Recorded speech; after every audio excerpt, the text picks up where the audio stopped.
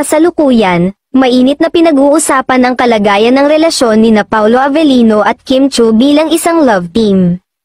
Gayunpaman, may mga obserbanteng netizens na napansin ang ilang bagay tungkol sa tambalang Kim Pao. Sa mga lumabas na video online, hindi may kakaila ng mga tagahanga ng Kim Pao na tila nagkukulang ng sigasig si Paolo sa kanyang mga ginagawa kasama si Kim. Ito ay batay sa kanyang mga facial expressions na nakuhanan sa mga nasabing video. Ayon sa mga komento ng mga netizens, tila may kakaibang reaksyon si Paolo na hindi tugma sa inaasahan ng kanyang mga tagahanga, ang kanyang pag-uugali sa harap ng kamera, kung saan makikita ang tila kawalang interes o pagkapagod, ay nagbigay daan sa mga spekulasyon tungkol sa kanilang relasyon bilang love team.